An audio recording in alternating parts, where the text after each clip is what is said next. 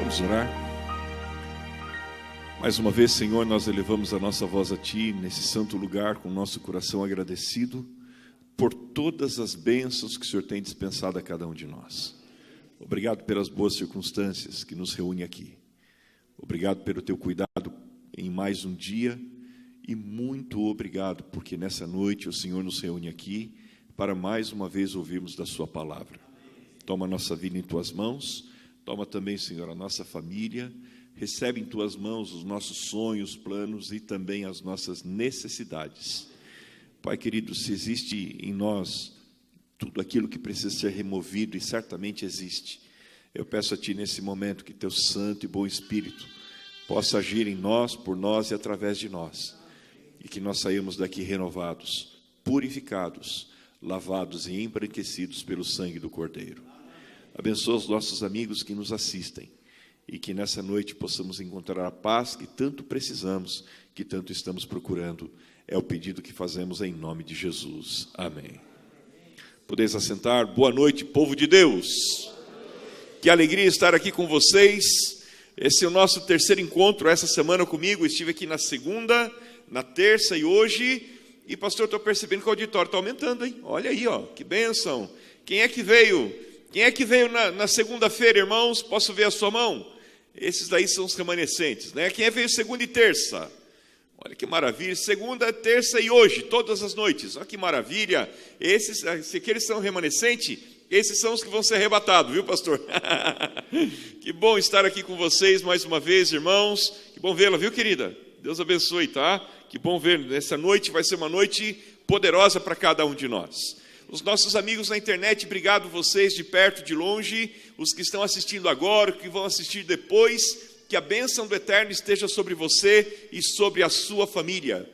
E eu quero mandar um abraço muito carinhoso aqui para nossa querida amiga Dani, esposa do pastor Carlos. Ela foi a minha chefa durante um tempo, enquanto fui pastor distrital lá na cidade de Avaré, e ela mandava em nós todos, né? Continua mandando ainda hoje, né, pastor? Ei, Dani, abraço para você, para Heloísa, é isso mesmo, pastor? A Louise, tá bom, que está com ela, e o Lô também, que Deus continue cuidando de vocês de forma muito especial.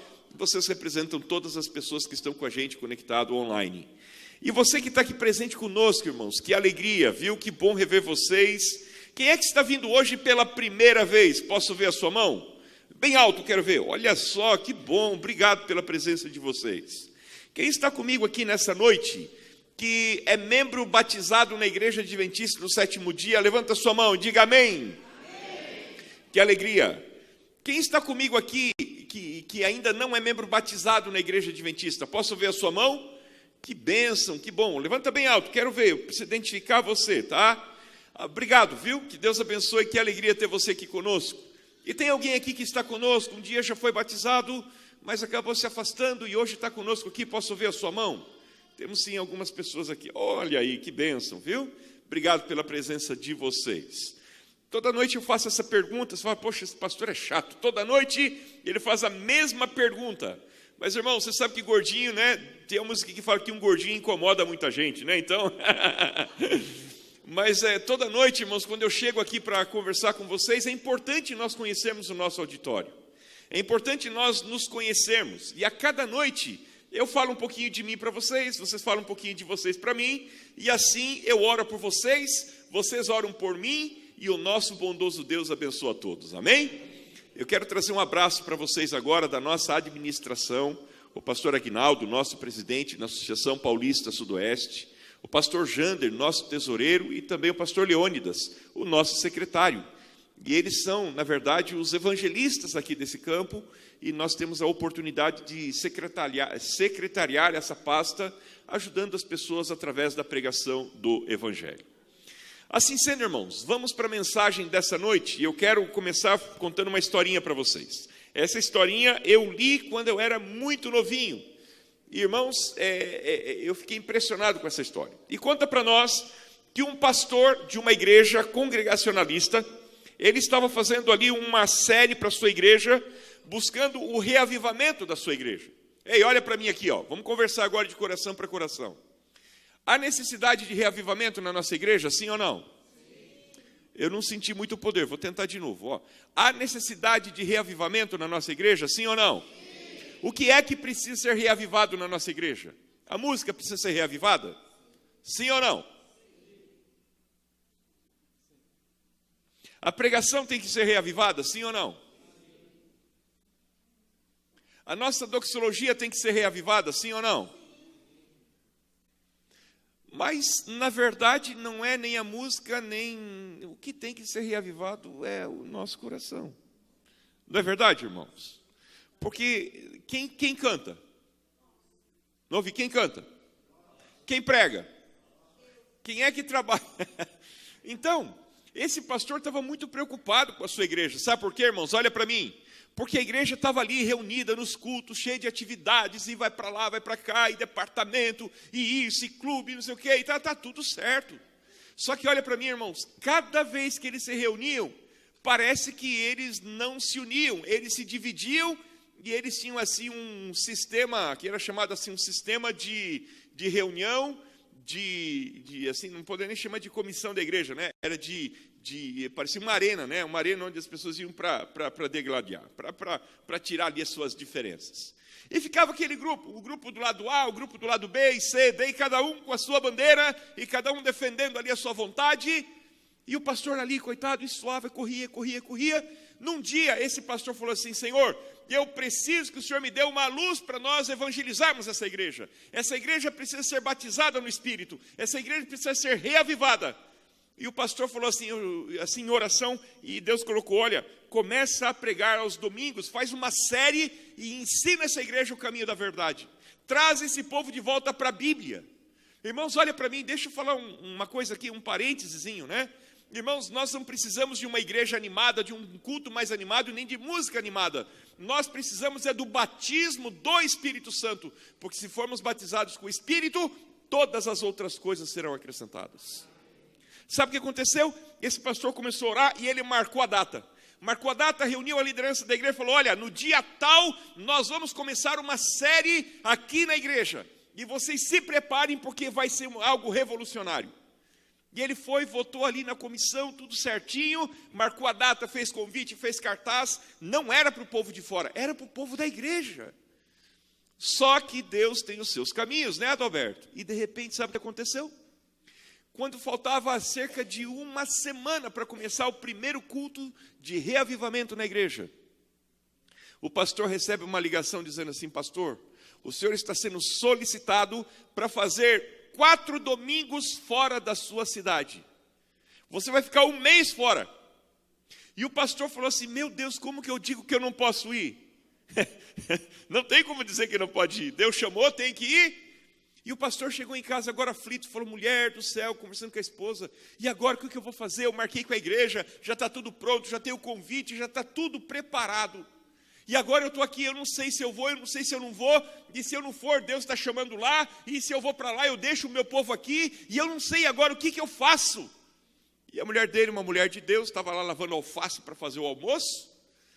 De repente olhou para o marido e falou assim: você está preocupado por quê? Que desespero é esse? Você esqueceu que você não é o dono da igreja? Você esqueceu que quem cuida da igreja é o próprio Deus? É Deus quem cuida. Então, fica tranquilo, porque Deus pode usar quem Ele quiser. No passado Ele usou até uma mula, um jegue, e Ele pode usar você ou o jegue que é você. Fica à vontade. O homem falou assim: eu não estou entendendo, você está querendo se livrar de mim? E falou assim: olha, Deus pode usar a próxima pessoa que passar pela porta. Pode ou não pode, irmãos? Sabe o que aconteceu? Ele falou assim: então vamos ver se Deus vai responder desse jeito. De repente entra o filho, meninão, 19 anos, aquele crente que tem um pé na igreja e outro no mundo, sabe? Aquele assim que vem para a igreja pela obrigação, senta no banco, não faz nada, só fica falando mal dos outros, reclamando e juntando o povo para fazer a festinha depois do sábado à noite. E o menino chegou assim e falou assim: oi pai, oi mãe, bom dia, benção. E o pai olhou para ele e falou assim: é esse daí? E a mãe falou assim: não falei que Deus pode usar um jegue? Eu falei, o que está acontecendo? Ele falou assim, sabe o que está acontecendo? E o pai contou, olha, eu fui receber um chamado, eu vou ter que viajar uma semana, 4 semanas, nós vamos começar os domingos, eu precisava de um pregador. E a sua mãe falou que o próximo que passasse por essa porta seria o mensageiro, e o próximo que passou foi você. Eu falei, eu? Pregador? Mas nunca. E o pai começou a conversar com o filho, e foi conversando com o filho, e convenceu o menino de ser o mensageiro. E agora o pai não sabia se ele estava mais doente, porque ele ia ter que viajar e o filho ia ter que ficar, para pregar no lugar dele. Imagina só a igreja. Só que geralmente domingo era um culto meio assim, sabe? Era aquele culto do 1, 2, 3 pin, vocês já ouviram isso? Era assim, 1, 2, 3 banco vazio, depois vinha um, depois outro, 2, 3, outro banco vazio, e assim era o culto do domingo. E o menino falou assim, pai, tá bom, se Deus está mandando eu vou. E faltava uma semana, só que você sabe como que é menino. Menino não faz nada planejado antes, deixa tudo para a última. Sabe o que aconteceu? Na sexta-feira o pai tinha que viajar, vinha o culto de sábado e domingo. E quando chegou na quinta-feira o pai chamou o filho e falou, filho, está aqui todos os sermões, 4 sermões. Deixei por escrito, palavra por palavra. Se você esqueceu o que você tem que fazer, leia. Mas por favor, não deixe de estar na igreja. Ah, pai, fica tranquilo, pode ir, eu sei que Deus vai me usar. E o pai falou, meu Deus do céu, Senhor, tem misericórdia, quem vai cuidar dessa igreja, porque vai dar um problema isso. O pai pegou a mala, saiu chorando de casa, desesperado, preocupado lá, preocupado aqui, e foi embora. Sabe o que aconteceu, irmãos? Aquele garoto pegou assim os papéis, aquela monte de folha, cada sermão, falou assim, nossa, isso aqui é muito chato, jogou em cima da mesa. Começou o dia de sábado, culto de manhã, tarde, pôr do sol. E só que quando deu o pôr do sol, ele olhou para o relógio e falou, meu Deus, daqui 24 horas, eu vou estar em cima do púlpito. Deixa eu pegar aqueles papéis. Começou a ler o papel, não entendia nada. A cabeça dele não juntava. Foi falar, mãe, me ajuda. Falou assim, a responsabilidade é sua. E aquele menino não dormiu aquela noite. De repente o sol amanheceu e ele falou, meu Deus, faltam 12 horas. Quando deu a hora do almoço, faltam 6 horas. Ele já estava com dor de barriga, não conseguia mais se concentrar em nada. Só que ele ficou bem quietinho, não falou nada para ninguém, que ele seria o pregador. De repente, os jovens da igreja descobriram que ele era o pregador. E sabe o que aconteceu? Todos os jovens da igreja começaram a mandar mensagem para o outro. Olha, vamos para a igreja, porque hoje o nosso brother, filho do pastor, vai ser o pregador. Quem já viu ele pregar? E o povo falou assim, não, nós vamos lá só para ver, porque nunca ninguém viu ele falar na igreja. E sabe o que aconteceu? Ele chegou pela porta do fundo, que nem eu fiz hoje ali, e quando ele viu a igreja falando amém, igreja, fala amém. Está ruim, muito ruim. Fala amém de verdade. Amém. Jesus vai voltar.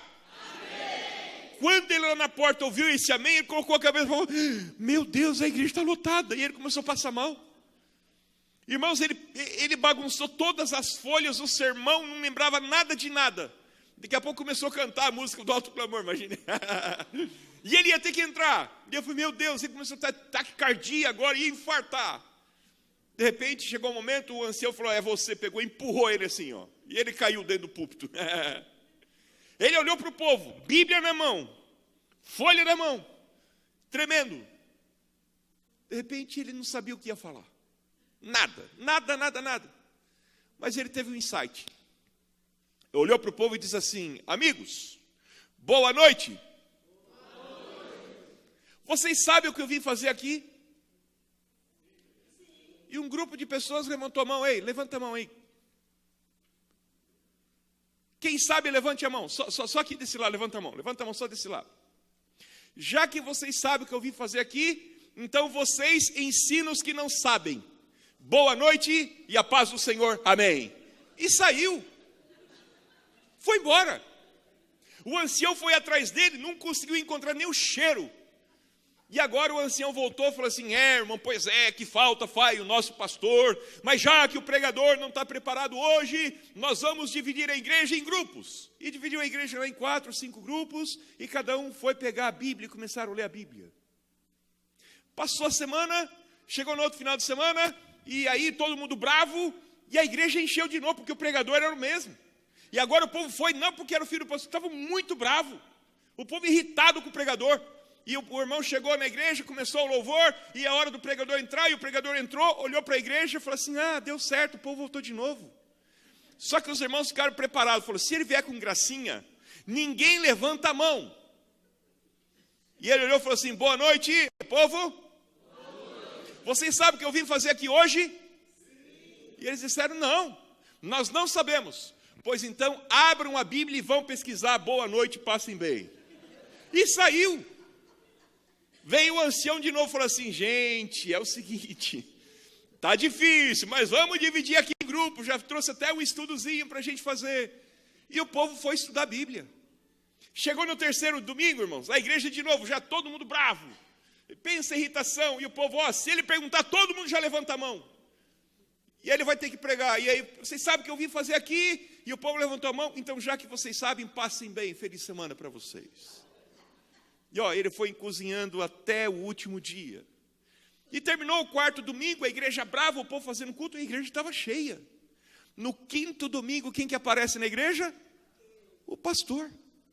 E o pastor veio preparando, encontrou o banco 1, 2, 3 pim.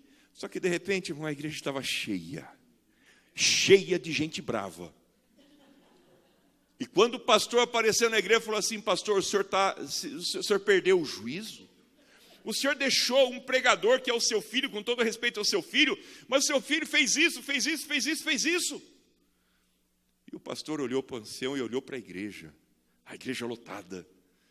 Quando ele estava lá na sala pastoral e ouviu o amém, fala bem forte, amém. Amém. O pastor falou assim: olha, deu. E sabe o que aconteceu? O pastor começou a trabalhar com a igreja e ele fez uma pesquisa. O que é que estava... Olha para mim, irmãos. Não estava faltando programa. Estava faltando Bíblia. Estava faltando trazer as pessoas de volta para o ensino da palavra. E à medida que as pessoas tiveram que, no culto, começar a estudar a palavra de Deus, a Bíblia diz assim: a fé vem pelo ouvir, e ouvir do que, irmãos? Da palavra de Deus. Ei, olha para mim, nós estamos vivendo uma geração muito complicada. E essa geração que nós estamos vivendo não é mais uma geração que vive pelo assim, diz o Senhor. Nós estamos vivendo uma geração que vive pelo assim, diz o doutor. Nós estamos vivendo uma geração em que a palavra de Deus, ela é importante depois que tudo que a sociedade, tudo que a psicologia, tudo que a psicanálise, tudo que a psi possa imaginar, depois vem a Bíblia. Alguém está enfermo, irmãos? Eu lembro que quando alguém estava enfermo, sabe o que acontecia? Antes de ir para o hospital, as pessoas se reuniam para orar. Hoje, irmãos, depois que vai, é medicado, já está internado, daí vai um grupo lá: oi, como que você está? Posso orar com você? Escuta, o que está acontecendo com a gente? Eu não quero dizer para vocês que não é importante a gente buscar o recurso médico. Eu estou dizendo para vocês que a nossa primeira ação diante de qualquer adversidade, escuta, qualquer adversidade, deveria ser buscar a presença de quem? Você está entendendo, irmãos? E diante desse cenário, nessa introdução que nós fizemos aqui, eu quero convidar você a abrir a sua Bíblia comigo. E eu quero ler um verso bíblico com você. Um verso que eu sei que você conhece. Você percebeu que todas as noites nós temos lido versos que você conhece. Eu quero que você abra a sua Bíblia comigo, por gentileza, no Evangelho de João. Evangelho de João, capítulo de número 1. E o verso que nós vamos ler é o verso de número 29. Evangelho de João, capítulo de número 1, verso de número 29. E nós vamos ver aqui, irmãos, um texto que ele é muito importante para mim e para você. Muito embora pareça apenas uma figura de linguagem, para aqueles que fazem uma leitura rápida da Bíblia. Mas, irmãos, eu tenho aprendido, assim, na minha busca pela presença de Deus, eu tenho percebido que, às vezes, irmãos, não é a quantidade daquilo que você lê, mas é a quantidade daquilo que você absorve. A palavra de Deus, ela é alimento. E eu gosto disso porque gordinho e comida tem uma relação muito íntima. E se a palavra é alimento, quanto mais alimentado, que seja obeso, né? Na palavra do Senhor. Ei, olha só que coisa tremenda. Quando você vem aqui para o capítulo 1, verso de número 29, você vai perceber que existe uma mensagem poderosa para mim e para você aqui. Diz assim a palavra de Deus: no dia seguinte, viu João a Jesus, que vinha para ele e disse: eis o Cordeiro de Deus, que tira o que, irmãos? essa expressão que nós encontramos aqui, ela é por demais importante para nós entendermos o plano da salvação de Deus. A primeira coisa que nós temos que avaliar aqui na história que é apresentado no capítulo de número 1, é que o capítulo de número 1, irmãos, ele apresenta para nós aquilo que na teologia nós chamamos de cristologia perfeita, ou estudo, ou apresentação de Cristo de forma perfeita. Como assim? Primeiro, o verso de número 1, 2 e 3, eles apresentam Jesus como sendo o verbo de Deus, a ação da palavra de Deus, a ação criadora de Deus, o mantenedor de todas as coisas, o criador de todos os seres, e nada do que foi feito sem que ele estivesse presente. Então a primeira coisa que o livro de João nos apresenta é que Jesus Cristo, irmãos, ele não é apenas o homem encarnado, Deus encarnado no homem. Ele é o próprio Deus, criador do céu e da terra. E sabe o que significa isso? Quando a palavra de Deus diz que Jesus Cristo disse, fica curado, levanta-te e anda, Lázaro sai para fora. Quando Jesus Cristo fala, algum milagre sempre acontece. Sabe por quê? Porque o poder de Deus é um poder transformador. Igreja, olha para mim. Nós estamos perdendo a essência de que a palavra de Deus tem o poder de transformar vidas. Nós precisamos resgatar essa verdade, não na teoria, mas na nossa vivência. Irmãos, eu creio naquilo que a Bíblia diz que ela faz. Eu creio que a Bíblia pode levantar o coxo. Eu creio que a Bíblia pode ressuscitar os mortos. Eu creio que o poder do Espírito Santo sobre a igreja tem o poder de resgatar o pecador e transformar a sua vida à imagem e semelhança de Deus. Eu creio que a palavra de Deus, ela é viva, ela é eficaz. E diz o livro de Hebreus 4, verso 12, que ela é mais cortante que uma espada de duas lâminas. E ela entra no coração e parece assim alguém que vai fazendo assim uma cirurgia e vai retirando aquilo que não presta, jogando fora e preenchendo com o poder do Espírito aquilo que é da vontade de Deus. A palavra de Deus, ela tem o poder, irmãos, assim, de transformar, de regenerar, e se necessário for, criar a partir do nada. É por isso, irmãos, que como pregador, eu não tenho medo de convidar pecadores ao arrependimento. Eu não tenho medo de convidar aquele que tem a sua vida miseravelmente desgraçada pelo pecado, em se levantar e dar um passo em direção a Jesus. Porque Jesus Cristo, ele é quem ele disse que ele é. Ele tem o poder que ele disse que ele tem. E ele em breve vai voltar para cumprir a maior de todas as promessas. Breve eu vou voltar para buscar você. Essa é a mensagem. Quando eu olho para o livro de João, eu vou perceber, irmãos, que nós temos uma demonstração poderosa da graça de Deus. Veja o que a Bíblia fala para mim e para você a respeito desse Jesus. Eu quero que você venha para um outro versinho. Um versinho que nós temos, o verso de número 16. Olha só que texto poderoso esse. Ele fala para nós assim, porque todos nós temos recebido da sua plenitude, e o que mais, irmãos? Graça sobre graça. O que significa essa palavra graça? A palavra charis que aparece para nós, ou charis, como você queira, no grego, significa tudo aquilo que é lindo, tudo aquilo que é perfeito. Ei, olha para mim, graça, na verdade, numa tradução mais simples. Ei, preste atenção aqui. Graça significa tudo aquilo que Jesus Cristo fez pela minha e pela sua salvação. Nós recebemos o perdão dos nossos pecados de graça. Ele diz para nós lá em Isaías 55, vinde, tomai, bebei, comei, e faça tudo isso de graça, sem dinheiro, sem preço. Sabe por quê? Porque o preço já foi pago. Jesus, ele é o pagamento dos nossos pecados. Agora, voltando aqui, irmãos, para a essência do capítulo de número 1, verso 29. Quando a Bíblia olha para mim e para você e diz assim, no dia seguinte, o que é que tinha acontecido no dia anterior? Se você começar a acompanhar a leitura a partir do verso de número 15, você vai ver que as pessoas estavam impressionadas com o testemunho e com a pregação de João Batista. O povo acreditava que João Batista, ele era o Messias prometido. Eles acreditavam que João Batista, ele era a reencarnação de alguns dos profetas do Antigo Testamento. Porque João, na verdade, a Bíblia não relata que ele fez milagres de dar vista aos cegos e levantar os coxos e os mortos. Mas o maior de todos os milagres acontecia. E qual é o maior milagre?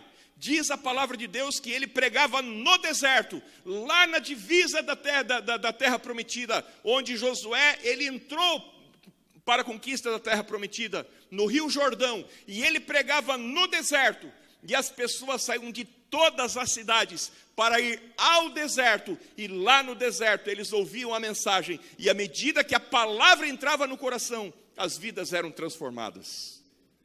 O batismo que João pregava, irmãos, escuta isso em nome de Jesus, era aquilo que nós chamamos de batismo do arrependimento. Ei, que diferença dos sermões que nós pregamos hoje?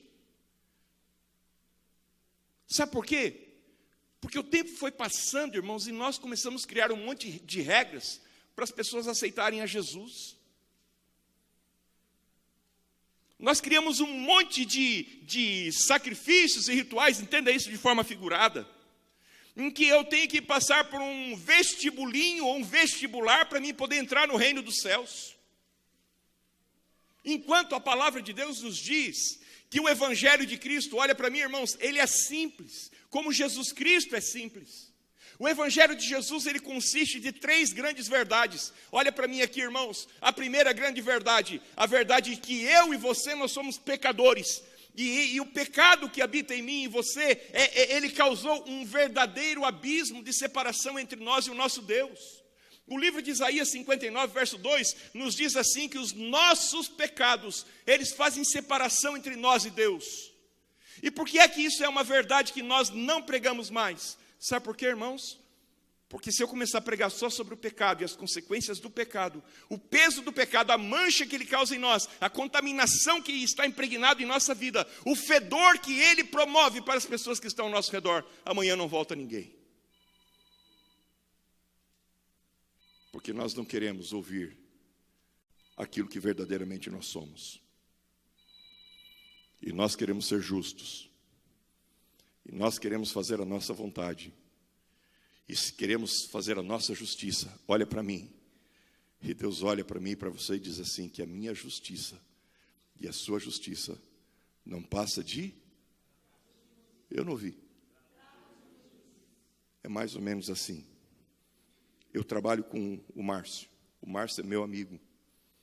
Eu tenho um profundo respeito, e isso é verdade, eu tenho um profundo respeito pelo Márcio. Porque ele era dupla missionário do meu sogro, um homem de Deus que hoje descansa. E o meu sogro sempre falava do Márcio. E quando eu me refiro ao Márcio, hoje mesmo no grupo dos evangelistas, eu coloquei o homem de Deus, o Márcio. É assim que eu o defino. Agora veja, embora o Márcio, eu tenho uma admiração perfeita, uma admiração grande pelo Márcio, eu pergunto, ele é perfeito? É ou não é? Quem conhece o Márcio aqui de verdade para dizer que ele não é perfeito?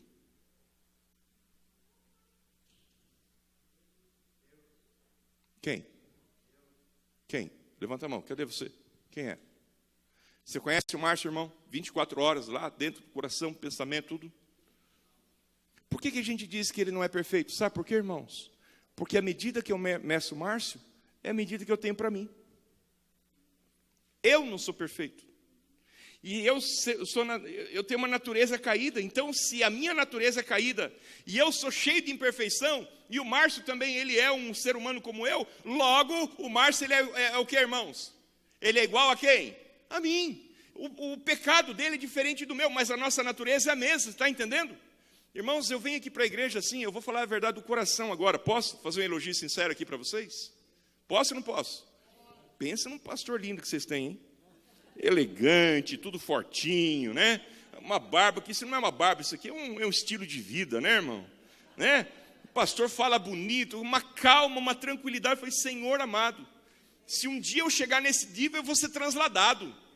Uma vez eu estava compartilhando um problema com o pastor Carlos. O pastor Carlos, olha, assim, um gordinho agitado. Pensa as moléculas de gordura, uma batendo na outra, assim, ó. E eu cheguei perto dele, e o pastor Carlos, pois é, pastor Jefferson, Deus está vendo. Falei, amém, Senhor, amém. E já saí, porque aquilo aí ia me contaminar. Olha que coisa. Ei, como que pode? É um poço de paciência, verdade ou não é, irmãos? Esse é um homem de sabedoria. Eu fiquei, Senhor, eu sou tão burro e ele é tão inteligente, como que pode? Agora, quando eu falo assim, o pastor Carlos, ele é a pessoa perfeita, qual é a resposta que a gente dá? Por quê, seus pecadores? Sabe por quê? Porque a gente julga o pastor a partir dos nossos olhos. Porque eu não sou. E você sabe que você também não é. Então, se eu e você não somos, nós não queremos que ninguém seja. E isso, irmãos, é tão sério dentro do Evangelho. Olha para o verso que nós lemos aí, capítulo 1, verso 29. Diz que no dia seguinte, que dia? O dia que começaram a questionar, João, você é o Messias. Nós temos certeza que porque você prega, as pessoas se levantam e vêm. Então, o primeiro grande sinal de uma pregação que transforma é quando os pecadores reconhecem que são pecadores. E quando reconhecem que são pecadores, isso não é coisa da sua cabeça, é ação do Espírito Santo. Porque quando você reconhece que você é pecador, que você está destituído da glória de Deus, a única coisa que sobra para mim e para você é aquilo que nós chamamos de condenação. Em outras palavras, irmãos, olha para mim aqui em nome de Jesus. Você queira ou você não queira, aceite ou não aceite, você e eu, a única certeza que nós temos é que se nós não estivermos em Cristo, nós já estamos condenados no pecado por toda a eternidade. Quer ver outra coisa? Ele diz assim que João viu a Jesus. E ele viu Jesus, sabe aonde, irmãos? No meio da multidão. Ninguém mais conhecia Jesus, nem João tinha visto Jesus fisicamente. O único encontro entre João e Jesus foi quando Maria foi visitar Isabel. Os dois estavam no ventre, lembra disso? E quando Maria se aproximou com o Jesus ali no ventre, diz que o bebê se mexeu fortemente. E há alguns estudiosos que dizem que quando isso aconteceu, é porque João reconheceu que no ventre de Maria estava Jesus, o Salvador. E esse mexer é como se o bebê tivesse se prostrado diante do rei. E sabe, pastor Carlos, toda vez que eu penso nisso, a gente aprende a segunda verdade. Se a primeira é que eu e você somos pecadores, a segunda verdade, o segundo passo para que nós possamos sair daqui em paz na presença de Deus, é nós vivermos um verdadeiro reavivamento. A Bíblia chama esse reavivamento, olha para mim, irmãos, de arrependimento. Alguns dizem assim, arrependimento, pastor, é tristeza pelo pecado. Ei, eu vou ser sincero com você, uma excelente definição. Mas um pecador que é pecador de verdade, que nem eu, e eu não estou falando de figura de linguagem, vocês não me conhecem, vocês não sabem o que passa por aqui. Você não sabe as lutas que eu tenho aqui e nem as lutas que eu tenho aqui.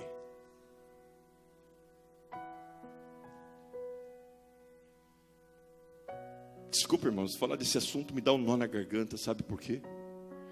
Porque eu não queria ser assim. Mas aqui dentro existe uma batalha. E o povo fala aí da Terceira Guerra Mundial. Irmãos, a Terceira Guerra Mundial não chega nem perto de tudo aquilo que acontece aqui dentro. E sabe qual é a minha tristeza? É porque eu sou um pastor. E na minha consciência eu deveria ser irrepreensível. Mas a verdade é que eu não sou. Há momentos que eu me exalto. Há momentos que eu grito. Há momentos que eu faço coisas das quais eu me envergonho. E embora dentro de mim exista uma natureza que diz, você deve ser santificado na presença de Deus. E olha para mim, vocês que estão aí no fundo, no meio da igreja, aqui na frente. Embora eu tenha consciência de tudo isso, o problema não é aquilo que eu sei. O problema é aquilo que eu não sei. E você sabe o que eu não sei? Eu não sei quais são as minhas reações quando eu me afasto de Jesus. É por isso que a Bíblia fala para nós que a segunda coisa que nós precisamos é entender a respeito do arrependimento. Porque o arrependimento, ele não apenas faz você sentir tristeza pelo pecado.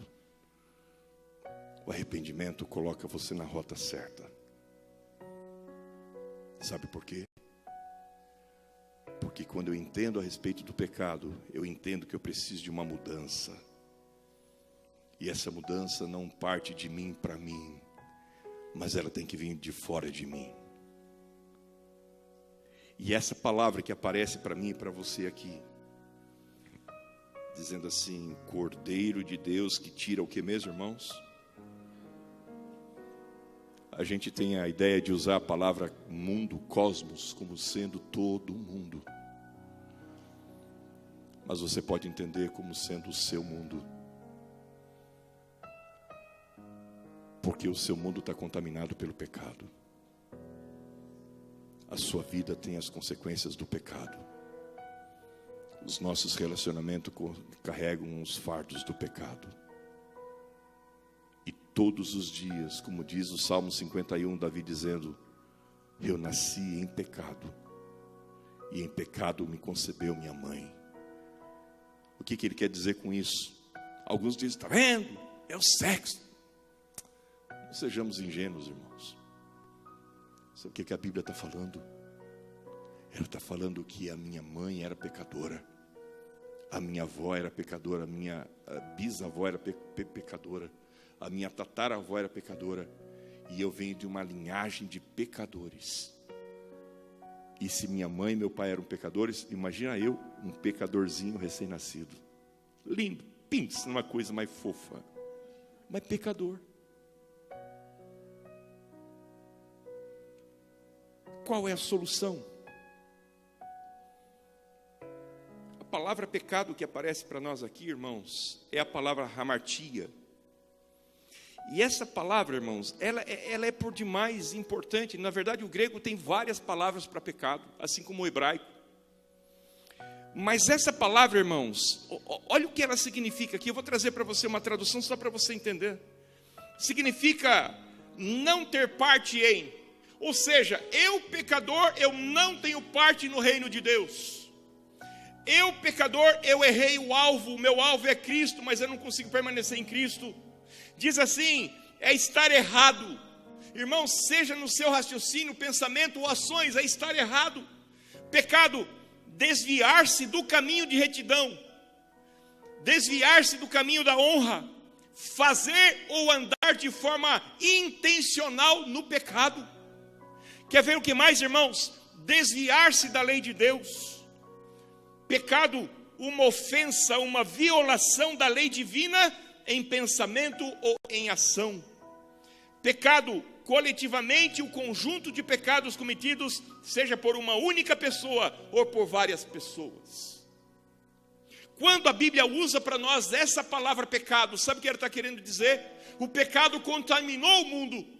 O pecado destituiu o homem e a mulher da glória de Deus. Estamos condenados à morte eterna, à condenação eterna. Então, Deus ele entra com uma providência. E agora João olha no meio da multidão e ele vê a solução, a ponte sobre o abismo, a graça sobre graça, a plenitude do amor de Deus, a misericórdia de Deus, o amor intenso de Deus, a entrega do Rei Celeste, o príncipe do céu. Ele vem a essa terra e ele vem na figura de um cordeiro.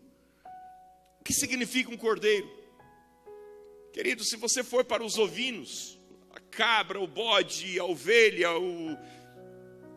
quando a Bíblia fala para nós de um cordeiro, o cordeiro só se torna um cordeiro quando ele tem por volta de 1 ano de idade. Então não é um filhotinho recém-nascido. A Bíblia está falando para nós de um animal doméstico que cresceu junto com os filhos da casa. Quando o cordeiro atingia no Antigo Testamento 1 ano, ele era levado para ser a expiação do pecado daquele que estava arrependido. O salário do pecado é a morte. Deus providenciou uma forma de o pecado ser expiado. E sabe o que Deus fez? Ele então substituiu o pecador pela morte de um animal indefeso.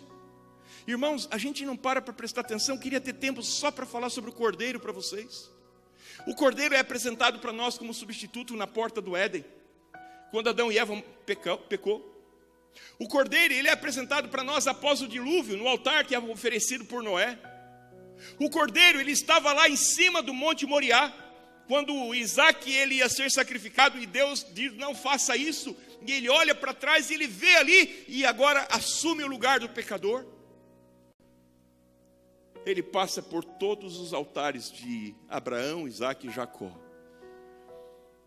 Em Êxodo capítulo 12, antes de saírem da terra do Egito, Deus deu uma ordem para que o cordeiro fosse imolado, o sangue passado nos umbrais da porta, a sua carne comida com ervas amargas, porque naquela noite seriam libertos do cativeiro, simbolizando para nós que um dia o cativeiro do pecado também seria vencido pelo sangue do cordeiro. Olha para mim, irmãos, na cruz do Calvário, o Cordeiro de Deus. E a gente pensa assim, Jesus era o Cordeiro porque ele era manso. Isso é verdade. Mas sabe por que Jesus é chamado de Cordeiro de Deus? Porque na cruz do Calvário, desprovido de qualquer pudor, com o seu corpo dilacerado, com a sua fronte, que por tantas vezes ensinou o conhecimento da salvação, os homens fizeram uma toceira de espinhos e cravaram na sua cabeça e bateram com um cajado. O seu corpo dilacerado é completamente despido. E quando eu penso nisso, irmãos, eu fico imaginando. Eu não sei se eu já falei para vocês aqui em algum momento, mas a minha vocação, sinto eu no meu coração, que é ser um ministro do Evangelho, um pregador. A minha profissão, durante quase 10 anos antes da faculdade, eu fui enfermeiro. E no hospital, às vezes, chegavam pessoas para fazer curativos. E alguns eram feridas. Essas feridas, alguns eram feridas de pessoas que tinham diabetes. Outros eram feridas de pessoas que tiveram algum tipo de acidente. Outras eram pessoas que caíram na rua e tiveram escoriações e ralou. Ei, olha para mim aqui, ó. Você já foi brincar de bola lá, ou estava correndo, e você deu aquela queda, e aquela queda deixou um ralado em você assim, ó. Que não cortou nada, viu, Jama? Mas ficou aquela pele viva. Lembra aquele vermelhão assim? E começava a soltar uma aguinha. Lembra daquilo? Que nem sangrava, só ardia. Lembra? Quem já viveu isso aí? Levanta sua mão. E a mamãe vinha com um produtinho assim milagroso chamado Mertiolate. Alguém lembra disso? Era a bênção de Deus isso. Nunca mais doía, né? A gente morria, mas não passava. Ei, não sei se você lembra, mas dependendo do lugar, quando você deitava para dormir, aquilo encostava no lençol ou na roupa. E o que acontecia depois? Ele grudava. E quando grudava, ele secava. E aí aquele líquido, a gente chama assim na enfermagem, na medicina, de eletrólito. Aquilo lá é como se fosse o sorinho do seu corpo saindo por ali, para proteger das bactérias aquela região. E sabe o que vai acontecer, irmãos? Aquilo vai grudar. E na manhã seguinte, ou você pega e faz uma compressinha de água, ou joga água oxigenada que vai dar uma fervida para você soltar, ou você puxa de uma vez e deixa na carne viva. Verdade? Sim ou não? Geralmente a gente fazia o que mesmo? O quê? Por quê? Porque ninguém tinha paciência de ficar arrancando, pedacinho por pedacinho. Imagine o corpo de Jesus, depois de 39 chibatadas, pele viva, sangrando água e eletrólitos, sangue. E os soldados vestem Jesus com uma túnica, sem emenda. Você pensa que eles vestiram Jesus porque eles queriam que Jesus ficasse bonitinho na hora de apresentar a Pilatos? Não. Eles sabiam que se aquilo entrou, aquilo ia secar no corpo. E quando Jesus Cristo ele vai ao Monte Calvário, ele tinha que ser crucificado, ele seria crucificado nu. Então aqueles soldados, imagine o carinho de um soldado romano retirando aquela roupa. E parte do tecido de Cristo colado naquela roupa e tirando aquilo, esfolhando o seu corpo. Não bastasse aquela cruz, e a gente pensa na cruz, a cruz é o slide 18, tá, irmão?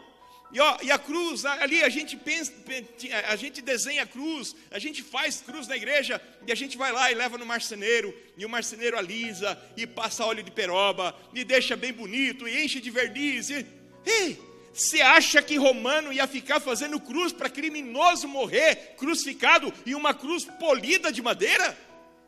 Irmãos, quanto mais ferpa, melhor. E agora jogam o corpo de Jesus sobre aquela madeira, e eu fico imaginando aquelas pontas de galho entrando na pele, entrando em contato com a pele ferida, sangrando. E agora eles colocam Jesus, puxam seus braços e agora vem a marreta com um cravo e a mão de Jesus é transpassada. Ei, olha para mim.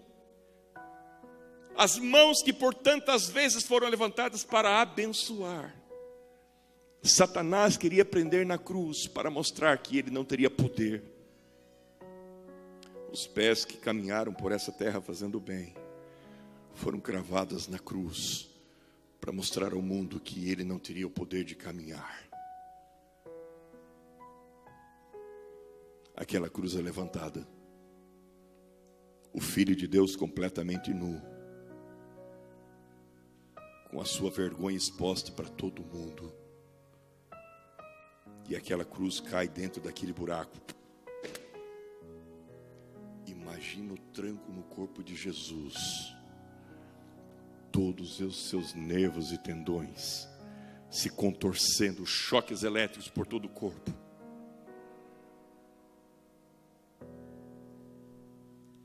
E à medida que Jesus Cristo ia sendo flagelado, os soldados cuspiam. E quando a cruz de Cristo é levantada no seu rosto, sangue, coroa de espinhos, suor, catarro.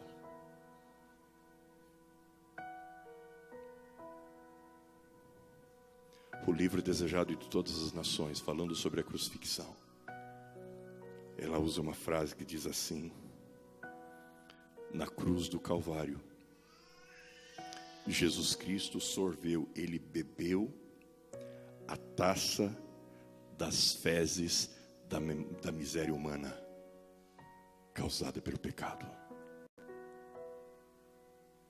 E quando o corpo estava pendido para frente, pendura segurou apenas pelos cravos, na posição central, porque era o pior dos criminosos, a acusação: rei dos judeus, escrito em grego, latim e hebraico. E as pessoas meneavam a cabeça e cuspiam nele, zombavam dele, dizendo: se você é o Filho de Deus, desce na cruz e nós vamos crer em você. Ei, o príncipe do céu sendo humilhado pela sua criatura. O sol escondeu seu brilho. As nuvens desceram sobre o monte Gólgota, escondendo a vergonha de Cristo. O pai, em silêncio, estava ao lado do filho escondido nas trevas. E ele ouviu a oração de Jesus dizendo: Deus meu, por que me desamparaste? O que é que estava acontecendo ali? Ei, o que estava acontecendo ali, Wagner, era a hamartia, a separação causada pelo pecado. Igreja, em nome de Jesus, mais uma vez olha para mim. A gente não sabe quão maligno é o pecado. Sabe por quê? Porque o pecado faz parte da nossa natureza. E quando a gente não peca, parece que está faltando alguma coisa. Mas deixa eu dizer uma coisa para você. O pecado é tão maldito. O pecado ele é tão desprezível pelo céu, que ele custou o sangue do Filho de Deus. E quando Jesus estava passando por todo esse sacrifício e humilhação, para mim Jesus Cristo fez a oração mais poderosa de todas. Ao olhar para aqueles que zombavam, cuspiam e meneavam a cabeça, e Jesus olhava para o céu e ele via os olhos espirituais abertos, toda a hoste celestial preparada, vestida com armaduras para tirar Jesus da cruz. Jesus não precisava nem falar, era só piscar, e todas as legiões dos anjos viriam a resgatar Jesus da cruz.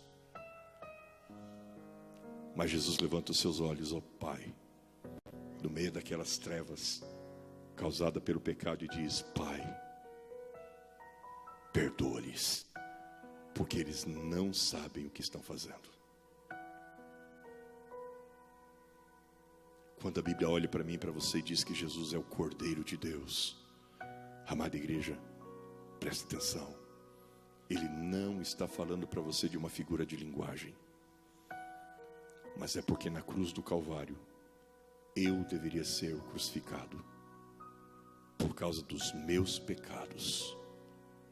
Você deveria estar nu naquela cruz por causa dos seus pecados.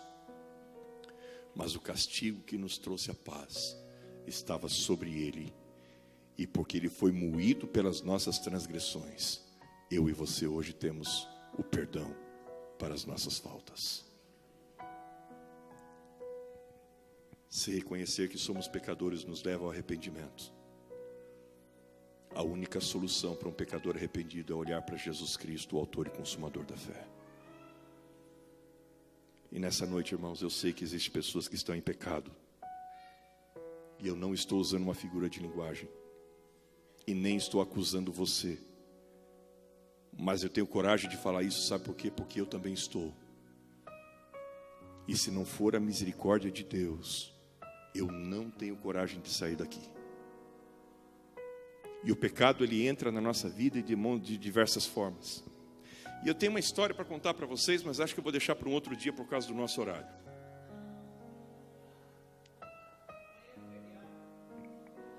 Conta ou não conta? Quem acha que conta, levante a sua mão. Vocês são curiosos, hein? Amanhã? Hoje? Quem sentiu a presença de Deus até esse momento aqui, levanta a mão e diga amém. Bom. Conta, irmão. Depois fala, tá vendo? Aquele pregador que deixa a gente embora tarde, né? Tá vendo aí, ó? Quem falar isso vai ficar com a língua muda. Ei. Olha o que o pecado faz. Alguém já ouviu falar nessa palavrinha aqui chamada colesteatoma? Nome bonito, né? Não coloca o nome do seu filho nem neto não, tá? O que é um colesteatoma? O colesteatoma é um tipo de tumor. Um tumor que é chamado na ciência de tumor benigno. Ou seja, você não vai morrer por causa desse tumor. Mas o problema é que ele causa outras consequências no corpo. E esse tumorzinho, ele acontece, sabe aonde? Dentro do ouvido, nas partes moles. E olha só o que ele vai causar. Conforme o tempo vai passando, ele pode causar paralisia facial, meningite bacteriana, meningoencefalite, que é uma meningite junto com uma inflamação do cérebro, e ele vai causar abscessos cerebrais, e isso tudo pode levar ao quê? À morte. Antes de eu continuar, tem algum médico aqui entre nós? Tem algum enfermeiro, alguém da área de saúde, radiologia, alguma coisa? Tem alguém? Se tiver, só levanta, porque você vai me ajudar aqui a confirmar algumas coisas. Ninguém? Ok, vamos lá então. Isso que vocês estão vendo aqui, ó, é uma tomografia real. Essa parte branca que vocês estão vendo aqui são os ossos da cabeça, esses ossos aqui. Essa parte mais escura são os nervos, músculos, tendões, e aqui é o trato auditivo. E essa parte escura aqui, ó, é o ar que se acumula na entrada do ouvido. Tá claro até aqui, sim ou não? Esse tumorzinho aqui, ele surge e ele vai crescendo na parte mais interna, nesse espacinho aqui, e vai avançando para cá. Todo esse cinza que vocês estão vendo aqui, ó, tudo isso é o tumor. E esse tumor, nesse caso aqui, já tinha quase o tamanho de uma bolinha de ping-pong. Imagina isso dentro do ouvido interno, uma bolinha de ping-pong, tomando todos os ossos e tal. O que aconteceu aqui? Olha só, outra foto. Aqui é uma foto igual a outra. Olha o outro ângulo, está vendo aqui como ele tomou várias partes? Está vendo aqui? Tudo isso que está vendo cinza aqui, ó, é o tumor que tomou. E ele vai corroendo as partes moles, os ossos, nervos, tendões, e vai causando problemas. Olha só como que ele é dentro do ouvido, olha como ele fica feio lá dentro. E ele vai destruindo tudo. E sabe, irmãos, isso que vocês estão vendo aqui, ó, o médico olha para você e fala assim, escuta, Isso daqui é muito pequeno para tirar com uma quimioterapia.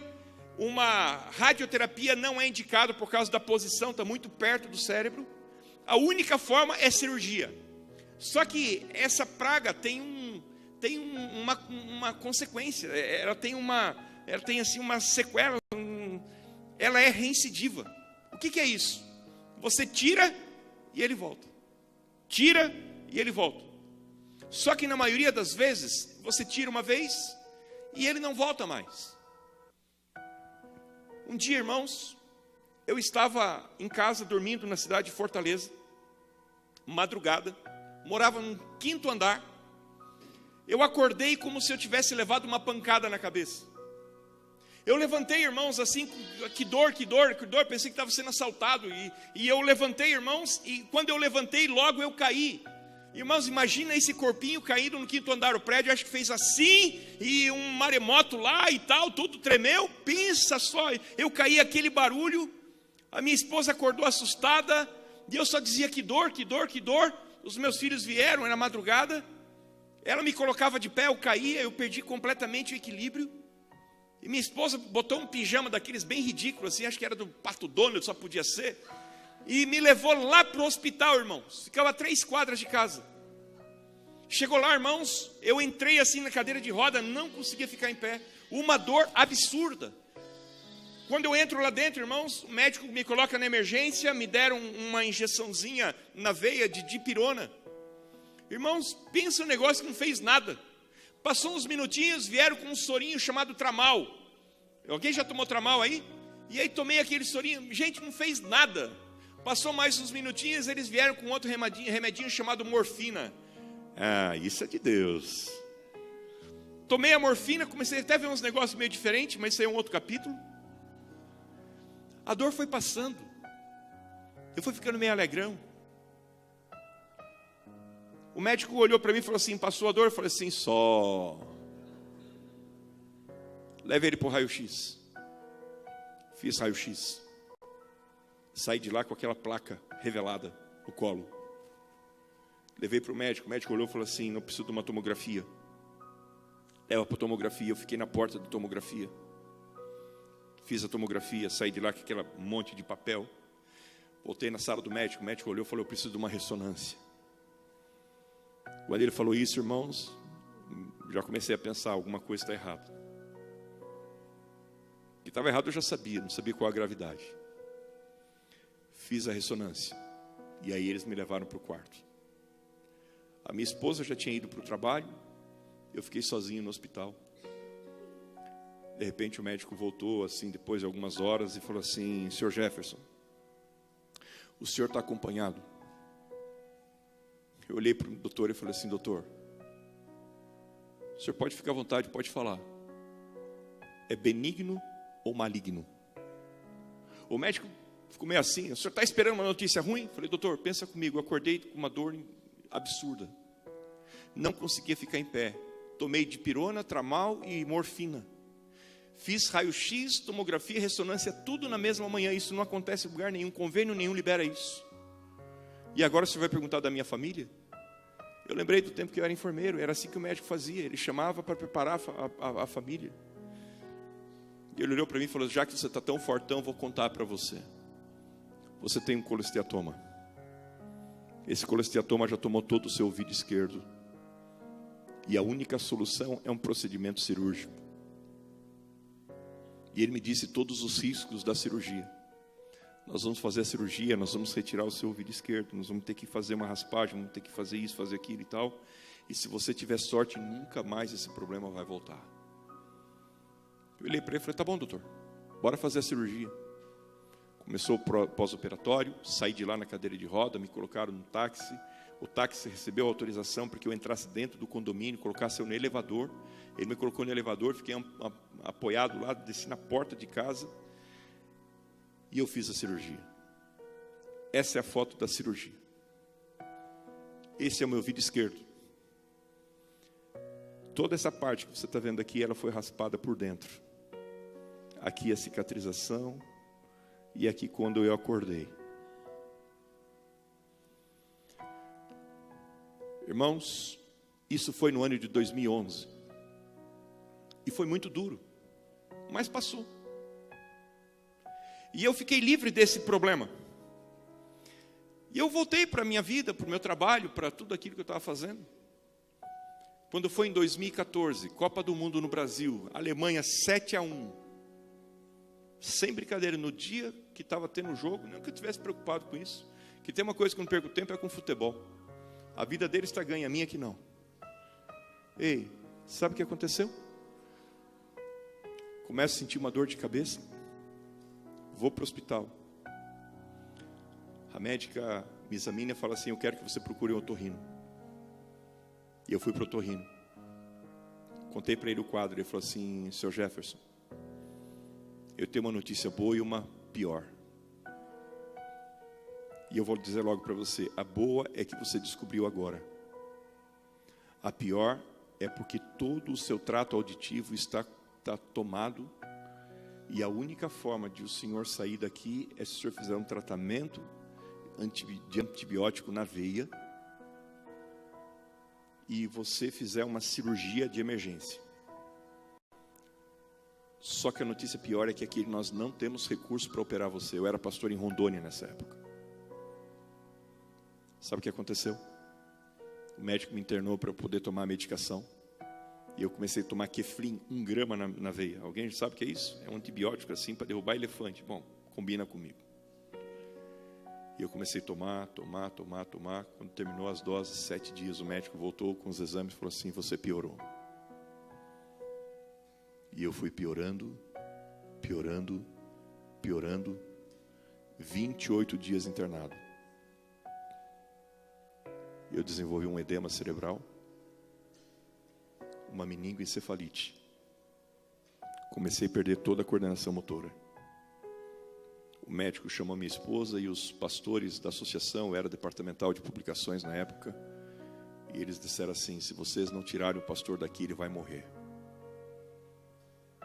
O hospital mais próximo adventista era Manaus, mas tinha que ir de avião e por causa do ouvido não podia.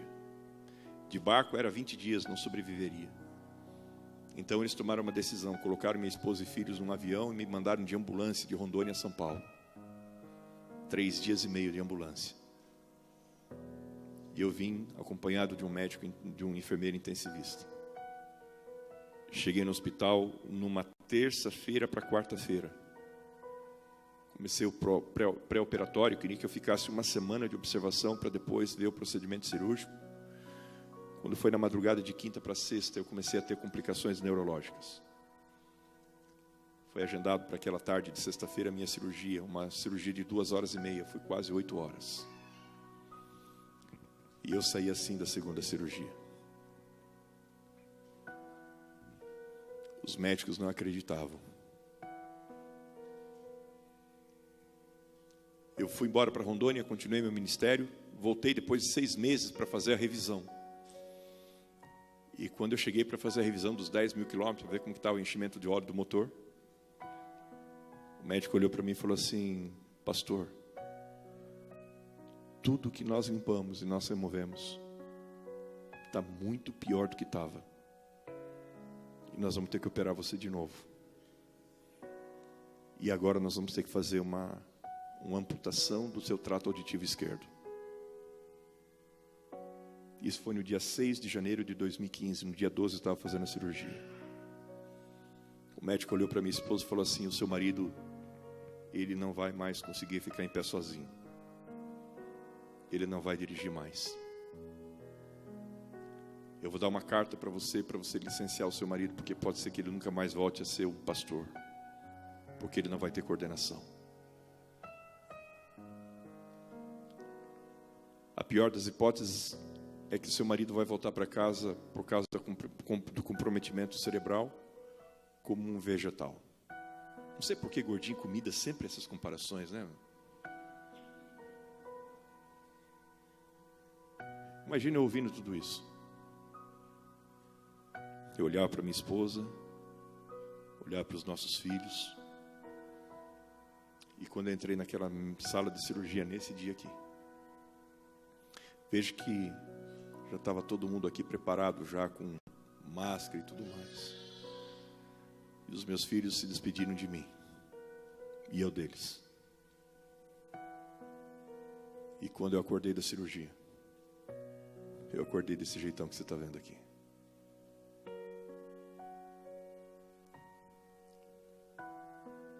Acredite você ou não, mas contrariando tudo aquilo que os médicos disseram, eu saí andando pela porta do hospital. Fiquei 1 ano de licença médica. Em 2016 eu voltei para o ministério, depois de 1 ano de licença. Ninguém acreditava que eu voltaria. E aí eu fui para a cidade de Avaré, ser pastor. De Avaré eu fui para a cidade de Piracicaba, terra do abençoado pastor Carlos. E depois eu fui para Campo Grande. E lá em Campo Grande, pandemia.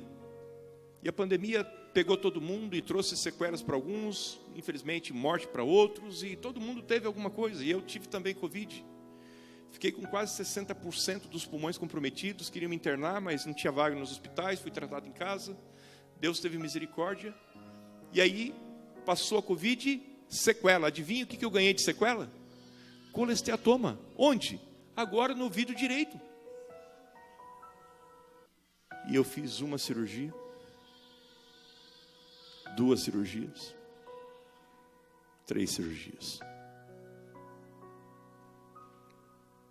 E o médico olhou para minha esposa e para meus filhos e falou assim: o seu marido nunca mais vai poder andar, nunca mais vai poder dirigir, nunca mais vai poder pregar. Ele vai ter que ser alguém para ficar em casa aposentado. Ei, sabe o que aconteceu? Olha eu aqui outra vez. Essa foto é muito emblemática para mim. Porque eu tinha voltado para casa depois da última cirurgia. E eu tive uma complicação. Era pandemia, fazia cirurgia, algumas horas, passava pós-operatório e mandava para casa porque não podia ficar por causa do risco da Covid. E eu cheguei em casa, irmãos, e passou 2, 3 dias, o meu ouvido começou a escorrer um líquido transparente, sem cheiro. E as minhas mãos e pés começaram a formigar. Já teve formigamento quando dorme assim, lembra, né? Começou a arder aquilo que me incomodava. E eu fui, depois de 7 dias, para tirar os pontos. O médico falou: você está sentindo alguma coisa? Eu falei: doutor, no ouvido nada, mas eu estou sentindo pés e mãos. E o médico falou assim: rapaz do céu, isso que você está perdendo é o líquido raquiano. Eu fiquei com uma fístula no lugar da cirurgia. E o líquido do cérebro começou a vazar. E sabe qual era a consequência? Eu ia ficar paraplégico quando vazasse todo o óleo que estava lá dentro. E no mesmo dia, Jamo, que eu ia tirar os pontos, eu fui para a mesa de cirurgia. E eu fiz agora a cirurgia, irmãos. E quando eu acordei, olha essa cara aqui. Veja que o curativo agora pegou a cabeça toda. Vocês estão vendo aqui, ó. Irmãos, se você olhar para a minha cabeça, não vai ficar olhando agora que fica feio, viu? Mas depois você pode olhar, viu? Ei, 3 cirurgias aqui, 3 cirurgias aqui. E na última cirurgia o médico fez uma reconstrução auditiva e eu consigo ouvir parte. Eu vou conversar com você, se o assunto for bom, eu tenho que virar. O pastor Carlos viu aqui, tem que ficar virando para poder conversar e olhar no rosto. Porque se você falar comigo, eu vou ouvir, mas não vou entender. Eu tenho que ler os lábios. E quer ver outra coisa, irmãos? Quer fazer fofoca? Venha, mas venha com força. Mas fala desse lado aqui, ó. Pode falar. E sabe o que aconteceu? Quando eu acordei da última cirurgia, olha para esses enfermeiros aqui, ó. Pandemia, todo mundo trancado dentro de casa. E a cidade de Campo Grande, onde era pastor, as igrejas estavam tudo fechadas, inclusive a igreja adventista. A única igreja que estava aberta, pregando online, irmãos, era a igreja de um gordinho doido que estava lá, sabe? E eu preguei todas as noites na pandemia, eu saí da cirurgia, melhorei, voltei a pregar com curativo e tudo. Irmãos, quando eu abri os olhos, eu voltei da anestesia, olha como eu estou ali, ó, a carinha aqui de sorriso, de quem não está entendendo nada. De repente, irmãos, aqueles funcionários do hospital falaram assim: pessoal, é o pastor, ele acordou. Eu nunca tinha visto aquelas pessoas, mas eles estavam assistindo a série O Alto Clamor pela TV, pela internet. E agora, irmãos, aquelas pessoas estão tendo a oportunidade de cuidar de mim. E eu tive a oportunidade de pregar para essas pessoas, e eles foram testemunhas do milagre que Deus fez na minha vida. O médico olhou para mim e falou assim: agora você não vai mais poder andar, não vai poder falar, você não vai poder fazer mais nada, nem dirigir. E mais uma vez, sabe o que Deus fez? Me colocou em pé aqui. No mesmo ano, 3 meses depois que eu fiz a última cirurgia, na Assembleia Quadrenal da Associação Paulista Sudoeste. Não sei se por falta de opção, até apareceu um evangelista de verdade. Adivinha quem que foi nomeado para voltar para casa? E para quem não podia ficar em pé e nunca mais ia assumir o púlpito. Só nesse ano, pela graça de Deus, serão 44 semanas de evangelismo. Sabe por que eu estou dizendo isso para você? Porque essa enfermidade, irmãos, ela é para mim como o pecado. Ei, o pecado ele é assim. Você arranca e ele volta. Você luta, mas parece que ele é mais forte que você. E você fica vivendo uma vida assim de brincar com o pecado de gato e rato. Você sabe o que eu estou falando? E a gente fica lutando com as nossas forças. Mas irmãos, olha para mim. Não é você que tem que lutar contra o pecado. Não sou eu que tenho que resolver o problema do colesteatoma. Toda vez que o tumor voltar, e olha para mim, irmãos, as pessoas perguntam: pastor, como que está? Irmãos, ele está aqui dentro ainda. E que continue aí, até o momento que Jesus quiser, porque tudo é para a glória dele. Agora, olha para mim, irmãos. Toda vez que ele volta, toda vez que ele dá problema, toda vez que ele fica grave, sabe o que eu tenho que fazer? Eu tenho que voltar para o médico. Porque o médico é o único que pode resolver o meu problema. Você está entendendo isso? É ele quem tem que tirar, é ele quem tem que limpar, é ele que tem que remover, é ele que tem que curar. Você está entendendo? Irmãos, Jesus, ele é o médico dos nossos pecados. Não adianta você ficar lutando contra o seu pecado. Não adianta você ficar usando a sua força, você não consegue. É por isso que nessa noite eu quero levar você ao médico dos médicos, aquele que tem o poder de curar o seu pecado, aquele que tem o poder de limpar você do seu pecado, aquele que tem o poder de remover o pecado de mim e de você. A Bíblia diz: porque pela graça sois salvos, e isso não vem de vocês, é dom de Deus. E nessa noite eu estou pregando para um auditório muito bonito, de homens e mulheres lindos e maravilhosos, que trazem diante de Deus tudo aquilo que são. E olha para mim aqui, eu e você não passamos de um monte de pecados. Mas nessa noite, eu quero dizer para você que assim como o médico entrou na minha cabeça por 6 vezes, e removeu o tumor por 6 vezes, Jesus Cristo nessa noite tem o poder de remover o seu pecado. Se tão somente pela fé você segurar nas mãos de Deus e suplicar que Ele transforme você. Eu vou terminar perguntando para você como sempre. Você entendeu a mensagem dessa noite? Você sentiu a presença de Deus nesse santo lugar? Levanta a mão e diga amém. Eu pergunto para você aquilo que os discípulos perguntaram, ou que os homens perguntaram para os discípulos: e agora? Que faremos nós, irmãos? E Pedro levantou e disse: arrependei-vos, para que os seus pecados sejam perdoados e a sua vida seja lavada pelas águas do batismo. Há algum pecador aqui nessa noite que precisa ser perdoado dos seus pecados? Mas eu quero fazer uma pergunta de verdade. Quem são as pessoas que estão comigo aqui que ainda não são batizados e entenderam que Jesus Cristo quer perdoar você, quer purificar você e quer tornar você uma nova criatura em Cristo Jesus? Posso ver a sua mão? Eu posso convidar você para se colocar em pé onde você está, você que levantou a mão agora.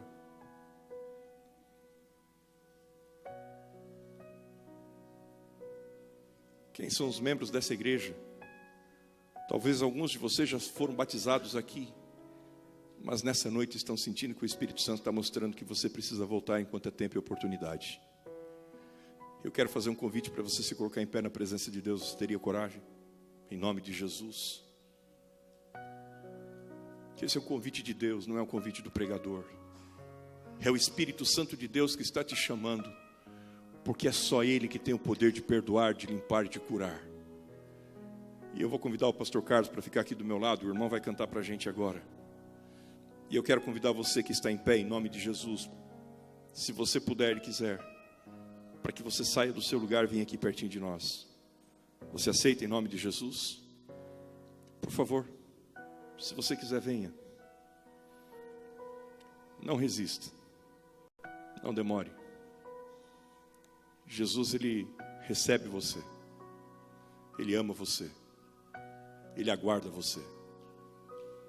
Jesus, Ele está trabalhando hoje pela sua salvação. Pastor, eu tenho que ir. Ontem eu já vim. Ei, você vai fazer o ir aí de novo, né? Gordinho cansa. Irmãos, vocês estão vendo quantas pessoas lindas estão vindo à frente? Posso pedir uma salva de palmas para Jesus?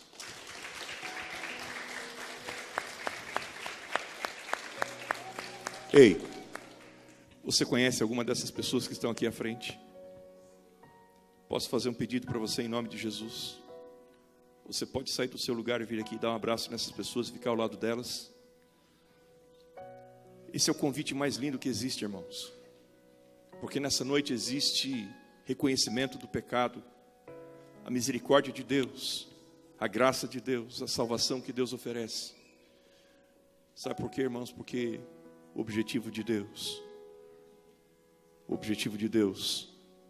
o presente de Deus foi oferecer o seu Filho amado, Jesus, porque Ele é a nossa cura, Ele é a nossa salvação, Ele é aquele que tem o poder de perdoar e de curar. Louvado seja o nome de Deus. Por favor, coloca a música do meu amigo, por gentileza. Pode colocar agora. Irmão, obrigado por cantar para a gente. Eu queria que você cantasse para eles, pode ser? Você pode fazer isso para mim? Escuta essa música, porque esse louvor é um louvor que vai ser cantado para você em homenagem a você, mas para a glória de Deus. E que Deus abençoe. Talvez seja a história da sua vida. Certa tarde pela rua eu andava, encontrei um menino que chorava sem parar, tão perdido estava, nem seu nome lembrava. Era tarde, começava a chover. Perguntei-lhe do lugar onde morava. De repente lembrou-se de uma igreja e uma cruz. Seu olhinho se abriu e o menino sorriu. Se eu puder ver a cruz, acharei o meu lar. Mostre a cruz e acharei o meu lar. Mostre a cruz e não mais vou chorar. Se estiver ao pé da cruz, não vou mais chorar. Mostre a cruz e acharei o meu lar. Agora é a sua história. Muito tempo se passou. É a sua história. E eu me perdi. Me afastei do meu mestre, pela vida caí. Em minha angústia chorei, quando a cruz avistei. Hoje eu sou de Jesus, pois encontrei sua cruz. Mostre a cruz e acharei o meu lar. Mostre a cruz e não mais vou chorar. Se estiver ao pé da cruz, não vou mais chorar. Mostre a cruz e acharei o meu lar. Se estiver ao pé da cruz, não vou mais chorar.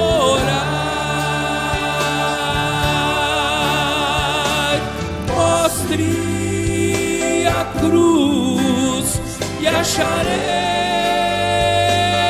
o meu lar, meu doce lar.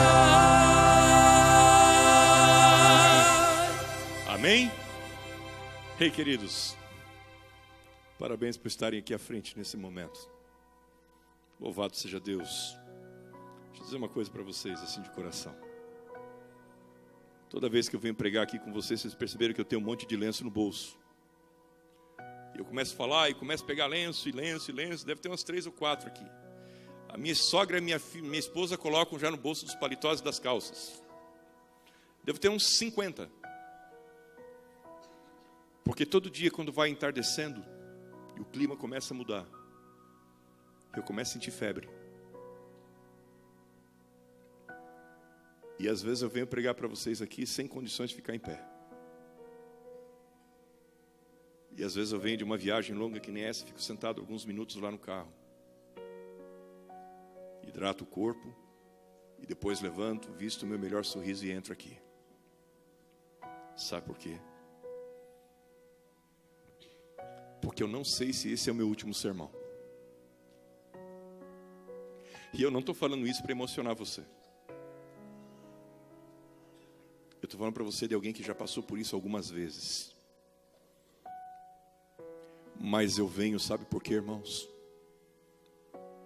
Porque eu sei que nessa noite Jesus está usando um vaso quebrado para falar um outro vaso quebrado. Que Jesus ama você. Ele morreu por você. E Ele continua sendo o médico dos médicos, que tem o poder de curar as suas feridas. E você pode falar assim: pastor, você não sabe que eu tenho passado. E eu vou dizer para você: não sei mesmo. E vou ser mais sincero ainda, por favor, não me leve a mal, mas também nem quero saber. Sabe por que não? Porque não importa onde você caiu. Importa quem é que tem poder para te levantar. Não importa por onde você andou. Importa que Jesus ele tem o poder de trazer você de volta. Não importa quão fraco você se sinta. Jesus Cristo é forte. E Ele quebra as cadeias do inferno. Para dizer para vocês, queridos desbravadores, que vocês são o sonho de Deus para essa igreja. Amada igreja, me permita abrir o coração para vocês. Pastor, perdão. Mas eu vou dizer, às vezes as pessoas se aproximam de nós, irmãos, e nós começamos a colocar regra e mais regra. Tem que ser isso, tem que fazer aquilo, tem que não sei o quê. E a gente começa a parecer fariseu, colocando regra e mais regra. Enquanto nós não sabemos quem é que Jesus está chamando pela última vez. Eu estava pregando esses dias atrás na cidade de Campinas. E eu estava pregando, irmão, e de repente eu perguntei para as pessoas. Eu fui começar o sermão, e é rapidinho. Eu cheguei e falei assim: irmãos, quem tem um motivo para agradecer a Deus, levanta aí a mão e diga amém, que nem eu sempre faço. Uma senhora no segundo banco falou: eu tenho. E saiu uma senhora de 72 anos. E veio na frente e pegou o microfone da minha mão. Eu falei: poxa vida, como que eu vou fazer agora? A mulher pegou o meu microfone e falou: e agora? E aí eu não sabia, imagina tirar o microfone da velhinha, ia ser um negócio meio constrangedor. Eu falei: e quem é você? Falou assim: eu sou alguém que estava fora da igreja há 20 anos. É mesmo? O que você está fazendo aqui? E ela falou para mim assim: pastor, hoje é quarta-feira. Segunda-feira eu estava em casa e eu comecei a infartar. Eu moro no fundo da casa da minha filha, eu fui rastejando até a casa dela, pedi ajuda, não conseguia falar, a língua já estava fraca, eu não tinha força para ficar em pé. A minha filha me levou para o pronto-socorro, e quando eu estava entrando lá, o médico começou a colocar remédio, e eu senti que o coração estava fraco, aquela agitação toda, e ela lembrou, sabe do que, irmãos? Ela lembrou de Jesus. Ela não lembrou pensando, olha, eu vou morrer, então. Ela falou assim, se eu morrer agora, eu estou perdida. Porque eu sei quem é Jesus, eu sei que Ele me ofereceu na cruz. E enquanto os médicos faziam o tratamento, ela fez uma oração para Jesus assim, Senhor, se o Senhor tiver misericórdia de mim, a primeira coisa que eu vou fazer quando sair do hospital é voltar para a igreja. Irmãos, ela ficou em observação na terça, na quarta-feira à tarde, eu estava saindo de lá. E a filha dela pegou e levou ela embora para casa, com um negócio assim, provisório, marca-passo provisório. E quando ela parou o carro na frente da casa para descer, a filha veio abrir a porta. Nisso, uma irmãzinha de 70 anos passando na frente da casa, falou assim, irmã Iracema, é você! E a irmã Iracema nem conhecia a irmã mais, 20 anos. Eu falei assim, quem é você? Eu falei, irmã, eu vim aqui visitar uma família aqui na esquina, mas irmã, a verdade é que ninguém mora naquela casa, e eu estava indo embora, e agora eu vi você. E sabe o que eu vim fazer? Eu vim convidar você para ir lá assistir ao Alto Clamor hoje à noite. A irmã falou assim, eu vou se você me buscar, porque eu não posso andar. A filha, de jeito nenhum, acabou de ter um infarto. Eu falei, eu prefiro morrer na igreja do que perdido no inferno. Irmãos, naquela mesma noite a irmã Iracema foi. E ali naquela hora pegou o microfone e deu o testemunho dela. Que eu visitei ela na quinta-feira. Na sexta-feira ela foi batizada. E quando ela estava dentro do tanque de batismo, e ela se levantou das águas, ela levantou e fez a seguinte oração para Deus, Senhor, pode recolher a sua serva, porque eu estou em paz. Ei, você pode correr para todos os caminhos da sua vida, achando que o dia de amanhã pertence a você. Mas a Bíblia sempre diz assim, Emerson, hoje, se ouvirdes a sua voz, não endureça o vosso coração. O convite de Jesus não é para amanhã, porque Jesus Cristo perdoou você hoje. Ele quer salvar você. E Ele vai voltar para buscar você e a sua família. Você aceita isso, moça? Você aceita vir aqui com o pastor para te dar um abraço? Pode ser? Dê um abraço aqui em nome de Jesus, me dê. Que Deus te abençoe, viu? Você é o pai dela, irmão? Vem aqui pertinho dela também, por favor. Como é teu nome, querido? Muito obrigado pela sua presença, por estar aqui com a sua filha. Dá um abraço nessa menina aqui para mim, um abraço de pai, porque você é uma expressão de Jesus para a vida dela. Você pode abraçar a pessoa que está perto de você, para nós orarmos juntos. Fica abraçadinho com a pessoa perto de você. Senhor, nosso Deus e nosso bondoso Pai, louvamos teu santo nome, porque o Senhor é bom e porque a sua misericórdia dura para sempre. A tua palavra nos diz que o Senhor é o Cordeiro de Deus que tira o pecado do mundo. E nós queremos orar parafraseando essa frase dizendo: o Senhor é o Cordeiro de Deus que tira o meu pecado do mundo, que tira o pecado de cada uma das pessoas que estão nessa igreja, assim como as pessoas que com fé estão assistindo esse culto. Senhor, bondoso Pai, misericordioso, obrigado pelo agir do Teu Santo Espírito em nosso coração. Decisões estão sendo tomadas, decisões estão sendo reafirmadas, mudanças elas estão sendo programadas em cada coração. Pecados precisam ser abandonados, uma novidade de vida deve existir em cada um. E nós cremos, Senhor, que isso não é uma obra que nós podemos fazer por nós, mas é uma obra que somente o Senhor pode fazer em nós. O salmista Davi orou dizendo: cria em mim, ó Deus, um coração puro e coloca dentro de mim um espírito inabalável. O Senhor fez esse milagre na vida do pecador Davi, e esse mesmo milagre nós precisamos que o Senhor faça em nossa vida agora. Toma-nos em Tuas mãos e nos dá a certeza do perdão, da restauração, e que as decisões que estamos tomando aqui, elas sejam concretizadas nas águas do santo batismo, para sermos lavados e purificados de todo pecado. Que o sangue vertido na cruz, ele tem o poder de nos purificar. E que pela fé nós possamos tomar posse das tuas promessas. Abençoa a tua igreja, Senhor. Abençoa o teu povo. E nos despede agora na tua bênção e paz.